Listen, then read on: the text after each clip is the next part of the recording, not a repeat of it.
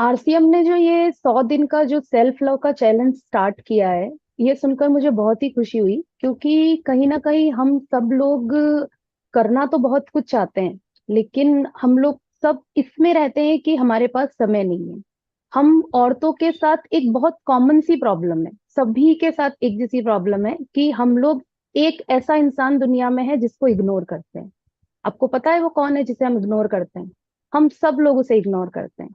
हम अपने आप को इग्नोर करते हैं। हमें दुनिया के सारे काम करने, हमें हमारी सारी जिम्मेदारियां पूरी करनी है, हमें सब कुछ पूरा करना है, लेकिन हमें अपने आप को हम अपने पर ही ध्यान नहीं देना चाहते, कारण कि समय नहीं मिलता। और कहीं हद तक ये सच भी है, क्योंकि एक औरत माँ भी होती है, बेटी भी होती है, बहू भी होती है, पत्नी भी होती है, तो उसके पास ये सारी जिम्मेदारियां होती है, और ऐसा हम सबके साथ है।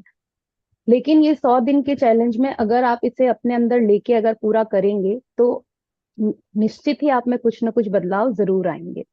मैं भी आप सब लोग में से ही एक हूँ। 6 साल पहले तक मैं भी ऐसा ही किया करती थी कि मुझे सब कुछ करना है, मुझे स्कूल जाना है, बच्चे भी पढ़ाने हैं, घर में अपने बच्चे भी पढ़ाने हैं, अपने घर का मुझे सारा काम करना है, लेकिन मुझे खुद पे ध्यान नहीं देना है। मैं अपनी एक कहानी आपको बताना चाहूंगी। जैसा अभी मैम ने बताया आपको कि मुझे कुछ बीमारियां थी, और वो बीमारियां इस हद तक थी कि जब भी मुझे उस बीमारी का अटैक आता था या कुछ लगता था, तो मुझे लगता था मैं आज ही मर जाऊंगी। इस हद तक मुझे वो बीमारियां थी। मैं बहुत सीवियर अस्थमेटिक थी।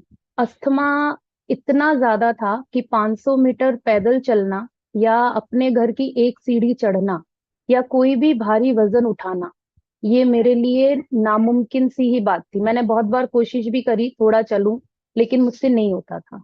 मैं चल ही नहीं पाती थी। मैं थोड़ा चलती, मैं अपने घर के हर जगह इनहेलर, आप सब लोग को पता होगा जो अस्थमा का पंप होता है, वो अस्थमा का पंप मैं अपने घर की हर जगह रखती थी कि हो सकता है मुझे इस रूम में कुछ हो जाए, या हो सकता था मुझे उस रूम में कुछ हो जाए। इतना डर मेरे अंदर था कि कब वो अस्थमा का अटैक आ जाएगा, और अगर मुझे वो पंप नहीं मिला तो मैं क्या करूंगी। तो मैं स्कूल के भी अपने जितने भी ड्रॉवर या क्लासरूम के नंबर ऑफ पंप्स में हर जगह रखती थी, क्योंकि एक डर सा बैठा हुआ था, क्योंकि बहुत बुरी तरीके से वो अस्थमा था। जब वो अस्थमा होता था या जब उसका अटैक आता था, तो I was not able to take breath, means मेरे को सांस ही नहीं आती थी। ऐसा लगता था किसी ने मेरा गला पकड़ के बुरी तरीके से दबा दिया है। जब रात को मैं अपने बेड पे सोती थी, तो वो पंखा जो ऊपर से चलता था, वो पंखा मुझसे बर्दाश्त नहीं होता था, जो उसके हवा का प्रेशर मेरे फेस पे आता था, नोज पे, तो वो हर वक्त ऐसा लगता था कि कोई गला पकड़ के दबा रहा है और मैं अभी मर जाऊंगी। उसके बाद एक दिन मैं न्यूज देख रही थी, सुधीर जी चौधरी की जो न्यूज आती है जी न्यूज पे। उस पे मैंने एक सोल्जर का वीडियो देखा, इंटरव्यू था वो किसी सोल्जर का। उस सोल्जर को 15 बुलेट्स लगी थी, यानी 15 गोलियां लगी थी उसको, जो भी वॉर में वो था। बट कहते हैं ना कि भगवान ने अगर लिखा हुआ है कि जीना है तो जीना ही पड़ेगा। तो 15 गोलियों के बाद भी वो जो भी सोल्जर था उसकी डेथ नहीं हुई, लेकिन उसके लंग्स जो थे वो केवल 15 से 20% काम करने लग गए। आपको पता है, अगर लंग्स, जो हमारा ब्रीदिंग सिस्टम है, लंग्स पे ही डिपेंड करता है कि जब हम सांस अंदर लेते हैं तो लंग्स फूलते हैं, जब बाहर निकालते हैं तो सिकुड़ जाते हैं। तो वो लंग्स जो सोल्जर के थे वो काम करना बंद कर दिए थे। तो लेकिन उसने अपने आप से एक प्रॉमिस किया, और उसने ब्रीदिंग एक्सरसाइज चालू करी, जिन्हें हम सब लोग प्राणायाम बोलते हैं। उसने ब्रीदिंग एक्सरसाइज चालू करी। जिसके लंग्स काम नहीं करते वो बहुत ज्यादा ब्रीदिंग एक्सरसाइज नहीं कर सकते, क्योंकि एक लंबी सांस लेना ही मुश्किल हो जाता है। बट उस आदमी ने वो नहीं छोड़ा, और 6 मंथ 8 मंथ तक वो जैसे उससे होती रही वो ब्रीदिंग एक्सरसाइज करता रहा। और जो उसके लंग्स 15-20% काम कर रहे थे, उसको उन्होंने उसने 70% तक पहुंचाया। क्योंकि लंग हमारी बॉडी का ऐसा पार्ट है जो ऑटोमेटिकली अंदर हील हो सकता है अगर हम कोशिश करें तो। कि हम अगर कोशिश करें तो उसकी कैपेसिटी को हम बढ़ा सकते हैं। जैसे एक बैलून होता है, जब आप पहली बार उस गुब्बारे को फुलाते हैं तो उसमें आपको बहुत जोर लगाना पड़ता है हवा अंदर डालने के लिए, क्योंकि वो बहुत टाइट होता है। लेकिन अगर आप एक बार बैलून को फुला देते हैं तो वो लूज हो जाता है। उसके बाद आप उस बैलून के अंदर हवा भरते हैं तो उसमें इजीली हवा भरनी आ जाती है। तो ऐसे ही हमारे लंग्स भी होते हैं, कि हम जितना ब्रीद इन और आउट करेंगे, जितनी सांस अंदर और बाहर लेंगे, उतने ही हमारे लंग्स की एक्सरसाइज होगी, हमारे लंग्स की कैपेसिटी बढ़ेगी। जब मैंने उस सोल्जर का वीडियो देखा तो मुझे लगा कि मेरे लंग्स तो फिर भी 50-60% काम कर रहे हैं। जिस आदमी के लंग्स केवल 15% काम कर रहे थे, जिसने अपनी सांसें नहीं छोड़ी, जिसने अपनी हिम्मत नहीं छोड़ी, मु- मुझे तो कुछ भी नहीं हुआ था। मुझे बाय बर्थ ही ये अस्थमा की प्रॉब्लम थी, उसकी वजह से मेरे लंग्स काम नहीं करते थे। तो उसका वीडियो देखने के बाद मुझे अंदर से ये महसूस हुआ कि जब ये कर सकते हैं तो मैं क्यों नहीं कर सकती। तो मैंने सोचा कि मैं इसको स्टार्ट कैसे करूं, जब मुझे पता है कि ना मैं चल सकती हूँ बहुत ज्यादा, ना मैं कोई भारी वजन उठा सकती हूँ, ना मैं सीढ़ी चढ़ सकती हूँ। लेकिन एक अपने मन में एक बात सोची कि नहीं, किया तो जा सकता है। तो मैंने, हमारे पास में एक गार्डन है, जो भिलवाड़ा से लोग हैं वो जानते होंगे, स्मृति वन करके। उस स्मृति वन में एक 3 किलोमीटर का, 1.5 किलोमीटर का ट्रैक बना हुआ है। मैंने वहां जाना स्टार्ट किया। मुझे पता था मैं नहीं चल पाऊंगी, लेकिन मैंने चलना स्टार्ट किया। पहले दिन मैं गई, मैं 150 मीटर चल के वापस आ गई, क्योंकि 150 मीटर में मेरी सांसें ऊपर नीचे होने लग गई। अगले दिन गई, फिर से 150 मीटर, ऐसे करके करते मैंने 2-3 दिन, 4 दिन गई। मैंने देखा कि मैंने अपना 150 मीटर को 200 मीटर पे शिफ्ट किया है। 5-6 दिन में ही मैंने अपने 50 मीटर, अपने कुछ कदम मैंने वहां पे बढ़ाए हैं। जब ये देखा, क्योंकि वहां ट्रैक पे हर जगह पे एक माइलस्टोन लगा हुआ है जहाँ पे मीटर्स लिखे हुए हैं, कि आप वहां जाके अपने मीटर चेक कर सकते हो कि आप कितना चल रहे हो। तो मैंने वहां पे रेगुलर जाना चालू किया। 5 दिन, 10 दिन, मैंने देखा धीरे धीरे धीरे मेरे वहां के जो कदम है वो भी बढ़ रहे हैं। सांसें भर रही थी, क्योंकि वो तो अंदर से जो चीजें थी वो तो ठीक तो थी नहीं। मैंने 500 मीटर तक जब मैं पहुंची तो थोड़ी सी अंदर से हिम्मत आई कि नहीं, 100-200 मीटर से 500 मीटर पे पंप लेना पड़ रहा था, वो नहीं था। 500 मीटर चलने के बाद वो पंप का जो स्प्रे है वो करना ही पड़ेगा, क्योंकि लंग की कैपेसिटी नहीं है। लेकिन एक दिमाग में पूरी बात सोच ली कि नहीं, अब करना ही करना है। तो रोज जाना चालू किया। 1 महीने बाद मैंने देखा कि मैंने जो उसका 1.5 किलोमीटर का जो ट्रैक था वो मैंने क्रॉस कर लिया।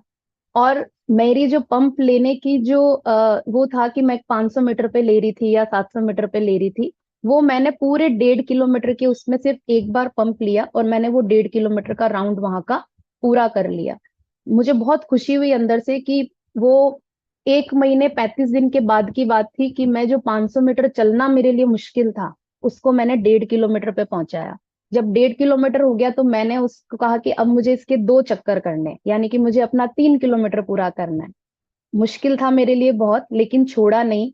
लेकिन आप यकीन नहीं मानोगे कि 2.5 महीने बाद, आफ्टर 2.5 मंथ, मैंने वो जो वहां का ट्रैक था उसके 3 चक्कर पूरे किए। 3 चक्कर का मतलब हो गया 4.5 किलोमीटर। 4.5 किलोमीटर मैंने अपनी कैपेसिटी करी। मेरे पंप लेने का जो वो था वो कम हो गया। उस चक्कर लगाने के बाद मुझे पता था कैपेसिटी धीरे धीरे बढ़ तो रही है, क्योंकि हम एक ट्रैकिंग जो करते हैं अपने प्रोग्रेस की, उसमें मेरे पंप लेने के जो नंबर ऑफ पंप लेना था वो कम होता जा रहा था। उसके बाद मैंने साइकिलिंग करना स्टार्ट किया। जिसे अस्थमा होता है उसके लिए साइकिल करना, जिसे अस्थमा होता है उसके लिए फिजिकल वर्क करना बहुत मुश्किल होता है, क्योंकि जब भी हम शारीरिक श्रम करते हैं तो हमारे सांसें फूलती है सबसे पहले। वो सांसें फूलने का मतलब है हमारे लंग्स को काम करना पड़ रहा है। मैंने वॉकिंग स्टार्ट करी, वॉकिंग करने के बाद मैंने साइकिलिंग स्टार्ट करी। और आप सोच सकते हैं मैं एक बार में मैंने चालू करते करते मैं कितनी साइकिलिंग पे आई। मैं रोज के 10 किलोमीटर मैंने साइकिल चलाना चालू किया। मैंने 4-5 किलोमीटर की वॉक और मैंने 10 किलोमीटर की साइकिल चलाना स्टार्ट किया। मैं अब, मेरे घर वाले मेरी, मतलब उन्हें विश्वास ही नहीं होता, क्योंकि उन्होंने मुझे हमेशा ऐसा देखा था कि जब भी मुझे अस्थमा आता, जब वो सब लोग हथियार डाल देते कि शायद आज ही चली जाएगी। और मैं खुद भी ऐसा ही सोचती थी कि शायद अभी ही मर जाऊंगी, अब इससे ज्यादा मेरी सांसें नहीं है। एक बीमारी हमारे बीच में, सबके बीच में आई थी, पूरी दुनिया उस बीमारी के बारे में जानती है, कोविड 19। उस कोविड 19 में कहाँ पे इफेक्ट आ रहा था आप सब लोग को पता ही होगा कि वो इफेक्ट कहाँ पे था। वो इफेक्ट पूरी तरीके से हमारे लंग्स पे था। वो अटैक जो उस वायरस का अटैक था वो हमारे लंग्स पे था। तो जिन्हें जिन्हें सांस की बीमारी थी या जिन्हें जिन्हें अस्थमा था, या तो वो बहुत ज्यादा परेशान हुए हैं, या वो हमारे इस दुनिया से ही चले गए, क्योंकि मेरी जान पहचान में ही ऐसे बहुत लोग हैं जो अस्थमैटिक थे और वो कोविड 19 में नहीं रहे। और या फिर जो अस्थमैटिक थे वो बहुत ज्यादा हॉस्पिटलाइज हुए, हॉस्पिटल में एडमिट रहे, और बहुत ज्यादा उन्हें ट्रीटमेंट के बाद, और वो आज भी परेशान है क्योंकि जो कोविड 19 की मेडिसिन थी, वो मेडिसिन इतनी हैवी डोज थी कि वो उनके साइड इफेक्ट्स आज भी उनके शरीर में है। मुझे ऐसा लगता है कि अगर मैंने अपने आप को ठीक नहीं किया होता कोविड से पहले, तो या तो मैं उस कोविड में चली गई होती, या आज मैं भी उन्हीं लोगों में से एक होती कि जिन्हें वो इतनी दवाइयां मैंने ली, और उन दवाइयों से आज भी मैं परेशान हो रही होती। लेकिन मैंने अपनी चीजें बंद नहीं की। मैं घूमने में परेशान हुई, मैं साइकिल चलाने में परेशान हुई, लेकिन मैंने अपनी चीजें बंद नहीं करी। जब मैंने स्टार्ट किया, that time I was 36 years old, मैं 36 साल की थी। 1 साल तक मैंने ये सारी प्रैक्टिस करी, और मैं जब 36 ईयर्स की थी तब मेरा वेट 76 kg था। जब मैं वो 76 किलो की मैं थी, उस 76 किलो से उस 1 साल में मैंने अपना 16 किलो वजन भी कम किया। मैंने वजन कम करने के लिए ये सब कुछ नहीं किया था, मैंने सब कुछ किया था अपने आप को ठीक करने के लिए। लेकिन जब मैंने ये सब चीजें की, तो ऑटोमेटिकली मेरा वेट 76 से 60 kg पे आ गया। तो फिजिकली भी मुझे बहुत अच्छा लगा। और सांस की जो मेरी बीमारी थी, आज की तारीख में मेरे घर में जितने भी पंप थे वो सारे एक्सपायर हो चुके हैं। मैंने उन्हें पिछले 4 साल से हाथ नहीं लगाया है। मुझे कोई पंप लेने की जरूरत नहीं है। मुझे मैं हर महीने में, मेरे हस्बैंड रात में सुबह में मुझे लेकर हॉस्पिटल भागा करते थे, क्योंकि जब वो अस्थमा का अटैक आता था और वो जब पंप से नहीं ठीक होता था, तो मुझे इंजेक्शन लेना पड़ता था। वो इंजेक्शन लेने के 10 मिनट बाद शरीर में रिलीफ आता था और सांसें आने लगती थी। तो पिछले 4 से 5 साल में मैंने कोई इंजेक्शन नहीं लिया है, मैंने कोई पंप नहीं लिया है, किसी भी तरह की कोई डिजीज मेरी बॉडी में नहीं है। मैं पेट की बीमारी से परेशान थी। पेट की बीमारी, हमारे हमारे शरीर में सबसे ज्यादा जरूरी है पेट का ठीक होना। पेट ठीक रहता है, हम कहते हैं कि हमारा पेट अगर ठीक है तो वो हमारे चेहरे पे भी नजर आता है कि हमारा पेट अगर सही है। तो अपच जो होता है, इनडाइजेशन, इनडाइजेशन की मुझे बहुत बड़ी प्रॉब्लम थी कि मुझे खाना डाइजेस्ट ही नहीं होता था। तो वो जब डाइजेशन नहीं होगा तो बॉडी में वीकनेस रहेगी, क्योंकि जब खाना डाइजेस्ट होता है उससे ही तो हमें एनर्जी मिलती है। तो वो भी एक बहुत बड़ी, लेकिन ये सब एक्सरसाइज करने से, घूमने फिरने से ऑटोमेटिकली चीजें ठीक हो गई।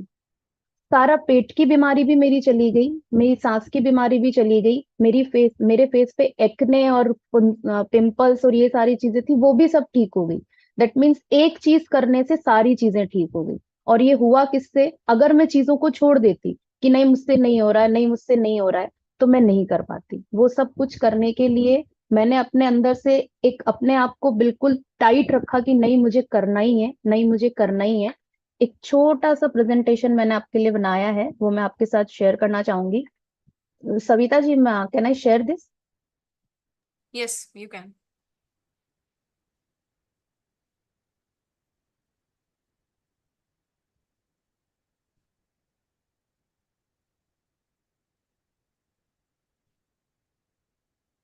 It is visible, Yes, it is. But it is not on full screen ना? It's okay, it's fine. Shall I share it with for you? Yes yes, Okay. Okay.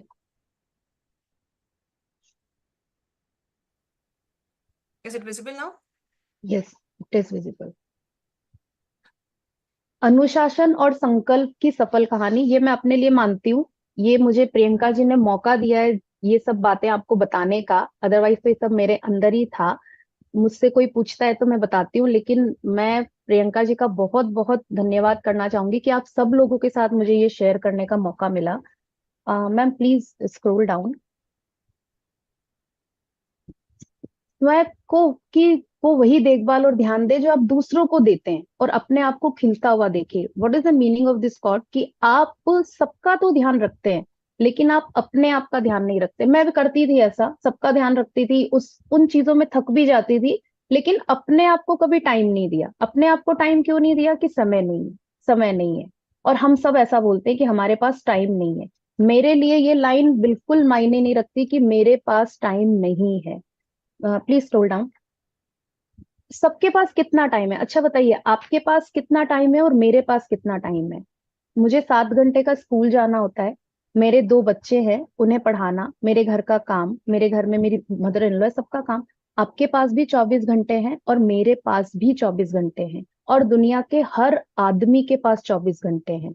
कोई भी ऐसा इंसान दुनिया में नहीं है जो इस 24 घंटे से ऊपर हो। लेकिन आप लोगों ने खुद ने ये लाइन या तो अपने मुंह से बहुत बार कही होगी, मैंने भी कही है। 6 साल पहले मैं भी कहती थी कि यार टाइम ही नहीं मिलता, यार टाइम ही नहीं मिलता। और अभी भी मैं अपने आसपास के लोगों को ये कहते हुए सुनती हूँ कि यार टाइम ही नहीं है। टाइम कैसे नहीं है? टाइम तो सभी के पास उतना ही है। मैं अपने बेटे को भी यही समझाती हूँ कि everyone is having 24 hours in a day. हर एक आदमी को भगवान जी ने बराबर का टाइम दिया है, 24 घंटे का। लेकिन इस 24 घंटे को हम मैनेज कैसे करते हैं, ये एक बहुत बड़ी बात है कि हम कौन से चीज को कितना टाइम दे रहे हैं। हमारी प्रायोरिटीज, हमारी जो प्रमुखताएं हैं काम करने की, वो कभी कभी हमसे गलत डिसाइड हो जाती है कि हमको लगता है ये काम ज्यादा जरूरी है तो हम उसे करते हैं, ये काम कम जरूरी है, और उसमें हम खुद अपने लिए कभी जरूरी नहीं होते हैं। हमारी सारी जो टू डू की लिस्ट होती है उसमें हमारा नंबर या तो कभी आता ही नहीं है या फिर सबसे नीचे आता है। तो वो जो हम नीचे हमारा, लेकिन आप सोचिए, अगर अगर मैं ही ठीक नहीं हूं, अगर मैं ही अस्थमा से परेशान थी, मैं ही अगर 10 दिन पर 10 डेज बिस्तर पे हूं, तो मैं कैसे बाकी के सारे काम जो मुझे करने हैं कि अपने बच्चों का ध्यान रखना है या मुझे स्कूल जाना है या मुझे मेरे घर का काम करना है, मैं कैसे करूंगी? मैं नहीं कर सकती क्योंकि मैं ही ठीक नहीं हूँ। और वो ही हम टाइम ही नहीं दे रहे हैं क्योंकि मुझे ठीक होने का समय नहीं है। तो सबसे पहले हमारा एक एक गोल जो मैंने डिसाइड किया था अपने लिए कि नहीं, मुझे ठीक होना है। I want to be fit, मुझे फिट होना है। फिट होने के लिए कोशिश करी, 1 साल लगा, कोई बात नहीं, किसी को हो सकता है, सबका शरीर अलग अलग तरीके का होता है, कोई हो सकता है 6 महीने में ठीक हो जाए, कोई हो सकता है 1 साल से उसे ज्यादा भी लग जाए, क्योंकि अपनी अपनी बॉडी अलग अलग तरीके से रिएक्ट करती है। तो सबसे पहले आप अपने लाइफ में एक गोल डिसाइड करें कि हमें करना क्या है, हमारे लिए हमें करना क्या है। एक गोल तो हमारे लिए भी होना चाहिए, हम सब सबके लिए कर सकते हैं तो खुद के लिए क्यों नहीं कर सकते। और हमारे 24 घंटे का जो दिन है, उस 24 घंटे में 8 8 8, मुझे किसी ने सिखाया है, मेरे अभी बिल्कुल आपने एक सही बात कही थी कि जो हमें छोटा सा भी कुछ सिखा दे, चाहे वो बच्चा ही सामने खड़ा हो, और वो हमें एक छोटी सी बात सिखा जाए, तो वो भी हमारा गुरु होता है। तो मुझे किसी ने सिखाया था 8 × 3। हमारे दिन को 8 8 8 के 3 भागों में डिवाइड करना है। 8 घंटे हम काम करें, 8 घंटे हम नींद निकालें, और 8 घंटे हैं जो हमारे लिए होते हैं, जिसमें हमको हमारे बाकी सारे काम करने होते हैं। उसमें से मैं आपको ये कहना चाहूंगी कि उस 8 घंटे में से कम 45 मिनट केवल और केवल आप अपने आप को दें। 45 मिनट खुद के लिए निकालें उन 8 घंटों में, फिर भी 7 घंटे 15 मिनट आपको दूसरे काम के लिए बचते हैं। लेकिन हम वो 45 मिनट ही नहीं निकाल पाते हैं। बहुत ज्यादा नहीं चाहिए हमको हमारे लिए, हमको 24 घंटे में से सिर्फ 45 मिनट खुद के लिए चाहिए। एक बात ये भी मैंने सीखी है, मैंने पढ़ी भी थी, सुनी भी थी, लेकिन मेरे करने के बाद मुझे पता भी चला कि किसी एक चीज को अगर हम 21 दिन तक लगातार करें, तो 21 दिन में तो वो हमारी आदत बन जाती है। आप अगर एक ही चीज को 21 डेज तक किए जाएंगे, अभी प्रियंका जी ने, आरसीएम ने, ये 100 दिन का चैलेंज निकाला है। मैं बिल्कुल मानती हूँ कि अगर 100 दिन तक आप मैम के और बताए हुई चीजों को कंटिन्यू करते रहेंगे तो वो आपकी आदत में आ ही जाएगा, क्योंकि आदत बनने के लिए सिर्फ 21 दिन की ही जरूरत होती है। 21 दिन तक अगर आपने अपने आप को टाइट रख लिया कि नहीं, मुझे 45 मिनट का ये काम खुद के लिए करना है, तो आपकी वो आदत बन जाएगी। उस 22वें दिन आप छोड़ना भी चाहेंगे तो नहीं छोड़ पाएंगे। आप मेरी ऐसी कंडीशन है कि मुझे 1 घंटे की एक्सरसाइज रोज करनी है, तो वो ऑटोमेटिकली जब टाइम होता है तब मेरा शरीर ही मुझे बोलने लगता है कि एक्सरसाइज कर लो, घूमने निकल जाओ, कुछ कर लो, लेकिन वो एक आदत सी बन गई है। कंसिस्टेंसी, स्थिरता, रोज करना है मतलब रोज करना है। आज कर लिया, कल नहीं किया, फिर परसों कर लिया, तो उससे चीजें नहीं बदलती। और ये सभी के लिए, हम बच्चे को कहते हैं कि पढ़ाई करो रोज, अगर खाना 1 महीना व्रत करके, कोई 31वें दिन तो सारा खाना नहीं खाया जा सकता। बच्चा केवल एग्जाम में अगर पढ़ाई करे तो उससे नंबर नहीं आएंगे, ये सब हम मानते हैं। Consistency is the key of success. स्थिरता जो है वो ही हमारे प्रोग्रेस के लिए या हमारे सक्सेस के लिए जो है, वो स्थिरता हर काम के लिए जरूरी है। सेल्फ लव, मैं अपने आप से बहुत प्यार करती हूँ, और मुझे लगता है दुनिया में हर आदमी को सबसे पहले खुद से प्यार करना चाहिए। आप अपने लिए एक स्टैंडर्ड बनाते हो कि आप अपने आप से कितना प्यार करते हो। आप जितना प्यार अपने आप से करोगे, वो आप एक दूसरे के लिए मापदंड बना दोगे कि नहीं, हमें कितना प्यार मिलेगा दूसरे से, इसका जो डिसीजन है वो हम खुद लेते हैं। क्योंकि जब हम खुद से प्यार करेंगे तभी तो हम दूसरे हमारे से प्यार करने लगेंगे। ये एक पिक्चर आपके सामने है, जो ये मेरा, जब मैंने आपको बताया कि आई वो 76 kg, मैं 76 किलो की थी। और उसके बाद ये 2023 का पिक्चर है, और अभी भी मैं ऐसी हूँ 2024 में भी। 60 किलो मेरा वेट है। भगवान की दया से मुझे टच वुड कोई भी बीमारी नहीं है। I am completely okay with me. ना मुझे चलने फिरने, अभी मैं, अगर आप मुझे अभी कहें कि 10 किलोमीटर कहीं जाके आना है तो मुझे किसी गाड़ी की, किसी की जरूरत नहीं है। धूप में या कहीं भी मैं 10 किलोमीटर चल सकती हूँ। मेरी उम्र 43 ईयर्स है, मैं 43 साल की हूँ। क्योंकि बहुत सारे लोग ऐसे हैं जो ये भी सोचते हैं कि यार अब इस उम्र में हम कैसे क्या करेंगे। तो एक कोटेशन और है मेरे पास जो सब सुनते होंगे, age is only a number. एक गणित का जो नंबर है, एज केवल वो नंबर है, उम्र आपका केवल वो नंबर है, उससे ज्यादा कुछ भी नहीं है। तो ये कभी ना सोचे कि आप कोई भी काम किसी भी उम्र में चालू कर सकते हैं। पढ़ना चाहते हैं वो भी कर सकते हैं, एक्सरसाइज करना चाहते हैं वो भी कर सकते हैं, आप कुछ भी कर सकते हैं। भगवान जी ने हमको इतनी कैपेसिटी दी है कि हम किसी भी, मैम आप ये share screen you can close. हमको इतनी हमारे अंदर ताकत है कि हम अगर दृढ़ निश्चय कर लें और डिसिप्लिन से उस काम को करना स्टार्ट करें तो हम कुछ भी कर सकते हैं। अपना गोल कैलेंडर पे बनाएं, कैलेंडर पे डेट डिसाइड करें कि इस दिन तक आपको ये काम करना है, और अपने गोल को छोटे छोटे स्टेप में करना स्टार्ट करें। एक साथ बड़ी चीजें नहीं होती है, चीजें होती है छोटा छोटा काम करने से। और अपने आप को कॉन्ग्रेचुलेट करें, अपने आप को अवार्ड देना स्टार्ट करें। जब मैंने 500 मीटर चल लिया तो मैंने अपने आप को बहुत अप्रिशिएट किया। कि और कोई करे ना करे कोई बात नहीं, अगर आपको कोई और अप्रिशिएट नहीं कर रहा है तो सबको छोड़ दें, खुद को अप्रिशिएट करना स्टार्ट करें कि हाँ मैंने ये कर लिया। और असफल होने के लिए भी हमेशा तैयार रहें। जरूरी नहीं है कि एक बार की कोशिश करने से हमारे वो काम हो ही जाएंगे या हम कर ही लेंगे। लेकिन अगर आप सक्सेसफुल नहीं भी होते हैं तो अपने आप को माइंड से प्रिपेयर रखें, लेकिन फिर से शुरुआत करें। असफल होके अगर आप रुक गए, अभी मैं जिम जाती हूँ, जिम में बहुत सारी लेडीज भी आती हैं, तो वो मुझे 15 दिन 20 दिन के बाद ही कहती है कि मैम हमारा तो वेट ही कम नहीं हो रहा है, मैम हमारे साथ तो यही नहीं हो रहा है। तो मैं उन सबको भी यही सजेशन देती हूँ कि कंसिस्टेंसी बहुत जरूरी है। आप अगर 15-20 दिन में, क्योंकि अभी मैंने आपको बोला कि सबका शरीर अलग अलग होता है, हो सकता है मेरे जिस एक्सरसाइज से 1 मंथ में फर्क पड़ रहा हो वैसा आपके ना हो, आपका शरीर उसके लिए 2 मंथ्स ले ले। लेकिन करना जरूरी है। अगर आप करते रहेंगे तो ऐसा मैं मानती ही नहीं हूं कि चीजों में सक्सेस नहीं मिलेगी। अपनी प्रोग्रेस का हमेशा ट्रैक रखें। अभी मैम ने भी ये बात बोली थी कि आप ट्रैकिंग रख रहे हैं या नोट्स बना रहे हैं कि नहीं, तो अपनी प्रोग्रेस के लिए हमेशा नोट करें कि आपने क्या अचीव कर लिया। जो आपने गोल बनाया था उसमें से आपने कितने परसेंट उस गोल को आपने अचीव कर लिया। कोई भी, अभी मैं बोल ही चुकी हूँ कि सकारात्मक काम करने के लिए कोई तरह की कोई उम्र नहीं होती, कोई नंबर नहीं होता। टाइम उनके पास भी उतना ही है जो अपने काम को अच्छे से कर रहे हैं, और टाइम उनके पास भी उतना ही है जो अपने काम को नहीं कर पा रहे हैं। तो अपने 24 घंटे का गोल बनाएं। मेरी ये कहानी जो मैं मानती हूँ, और मेरी उम्र मैं मान चुकी थी कि बहुत ज्यादा नहीं है, क्योंकि अस्थमा बहुत बुरी बीमारी है, बीमारी कोई भी हो बहुत बुरी होती है। अभी मेरे आसपास के लोगों को जिनको अस्थमा है उन सबको मैं बोलती हूँ कि अस्थमा ठीक हो सकता है, क्योंकि सब यही मानते हैं कि अस्थमा ठीक ही नहीं होता। अगर मुझे पैदा होने से ही अस्थमा था, जो बीमारी मेरी पैदाइश थी, क्योंकि मुझे अस्थमा विरासत में मिला है।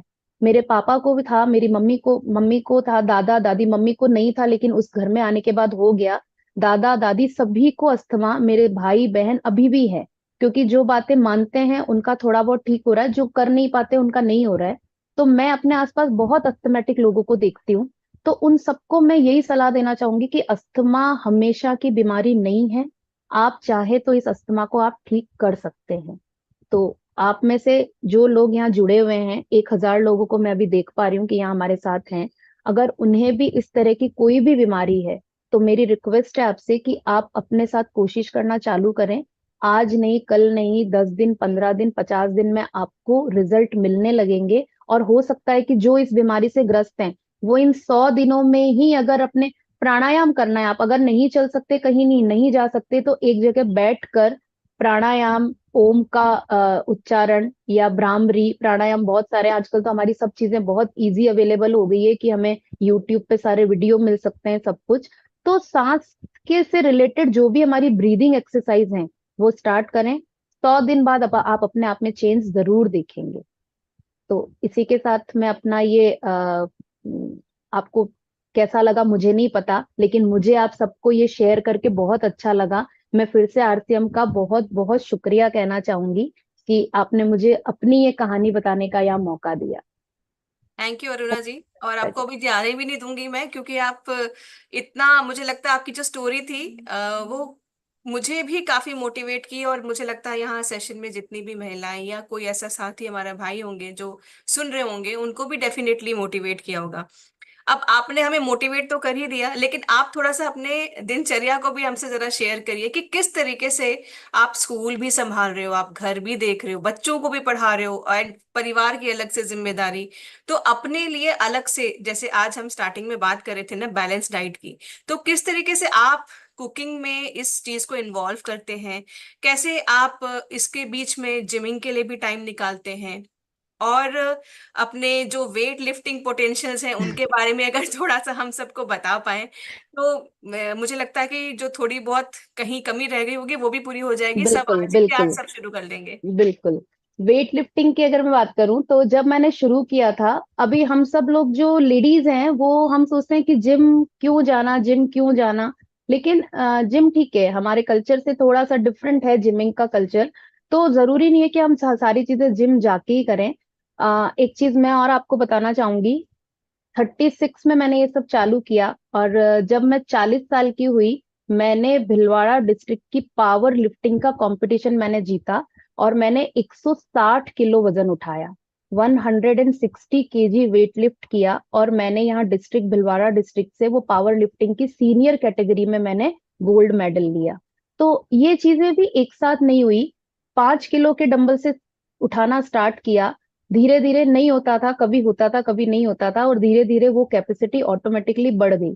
मेरा जो ट्रेनर था उसने मुझे एक चीज सिखाई कि अगर सामने 50 किलो का डंबल रखा हुआ है, और अगर आपने वो दिमाग में सोच लिया कि ये आज नहीं उठेगा, तो वो कभी नहीं उठेगा। लेकिन अगर आपने ये सोच के सकारात्मक सोच से उसको उठाया कि नहीं मैं इसे लिफ्ट कर लूंगी, तो वो मुझसे उठेगा। और बिल्कुल ऐसा ही होता था मेरे साथ। और ऐसा हमारे सारे कामों के लिए है। हम जैसा सोचते हैं वैसी वाइब्स हमारे अंदर से बाहर निकलती है। हमारा जो आसपास का एक वातावरण है वो पॉजिटिव या नेगेटिव हम खुद बनाते हैं।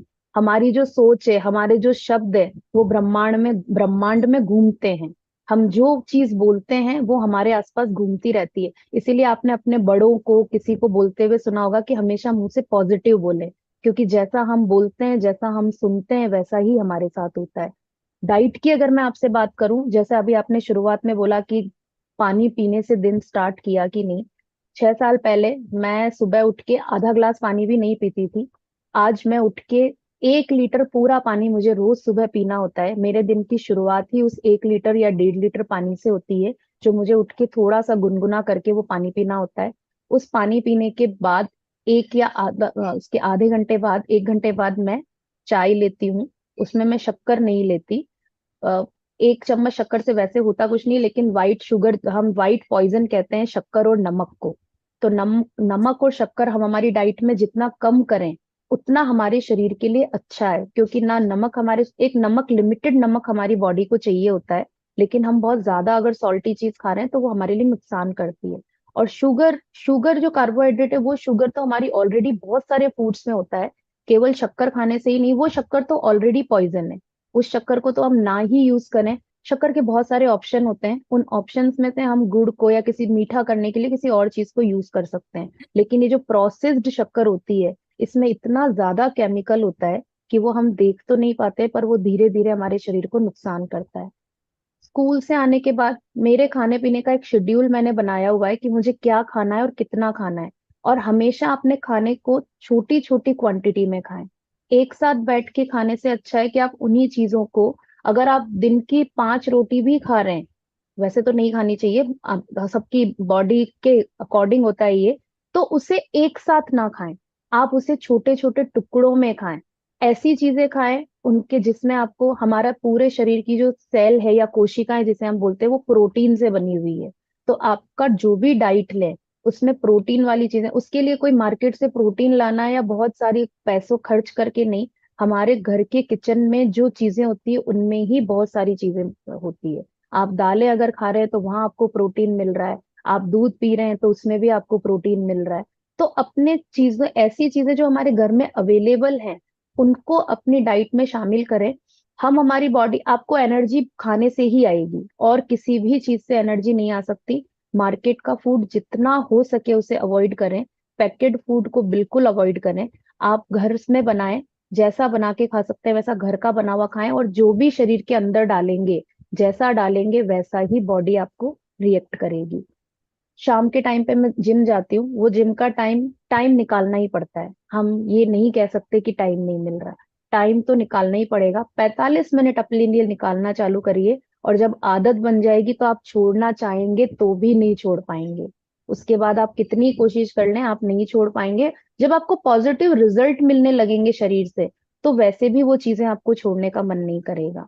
शाम का खाना है वो 7 बजे से पहले ही खा लें। जब तक सूरज की रोशनी होती है तब तक हमारा डाइजेशन बहुत अच्छा वर्क कर रहा होता है, हमारी बॉडी जो है वो खाने को बहुत अच्छे से डाइजेस्ट कर रही होती है। इसलिए रात का टाइम का जो खाना है उसे अवॉइड करें, क्योंकि वो हमारे शरीर को बहुत मेहनत करनी पड़ती है अंदर से, जो हमें दिखती नहीं है। फिर उस फूड को हम अगर बाहर का फूड खा रहे हैं या रात को बहुत देर से खाना खा रहे हैं, तो बॉडी के अंदर के जो सिस्टम है वो वीक हो चुके होते हैं रात में। रात में तो हमारी बॉडी रेस्ट में चली जाती है, और हम क्या करते हैं, रात को खा के सो जाते हैं। तो वो बॉडी को बहुत ज्यादा मेहनत करनी पड़ती है। 7 बजे से पहले खाएं। कहते हैं, ये तो आपने सुना ही होगा, कि सुबह का नाश्ता राजा की तरह करें और शाम का खाना भिखारी की तरह खाएं। ये तो हमने सबने सुना ही है ना। तो ये बिल्कुल सही बात है। शाम को जितना कम हो सके उतना कम खाएं, और सुबह जितना अच्छे से खा सकें। बट उसमें भी खाना क्या है, हेल्दी चीजें खाएं। फ्रूट्स जो अवेलेबल है, सीजनल फ्रूट जो भी अवेलेबल है, अगर अवेलेबल होता है तो वो खाएं। आप अपने डाइट में मिनरल्स, प्रोटीन, विटामिन, इन सबको शामिल करें, और वो सारा हमारे वेजिटेरियन फूड में अवेलेबल है। उसके लिए हमें दूसरा कहीं से कुछ भी लेके नहीं खाना, सिर्फ डिसाइड करना है। एक पेपर लेके अपना डिसाइड करें कि मुझे सुबह ये खाना है, दिन में ये खाना है, शाम को ये खाना है। ऑटोमेटिकली चीजें ठीक हो जाएंगी। और होता है, मैंने किया है इसलिए होता है। मेरी इस कहानी में कोई भी आर्टिफिशियल वर्ड्स नहीं है। जो मैंने अपने साथ किया है या जो मेरे साथ हुआ है, वो ही सारा मैंने आपको बताया है। Thank you so much.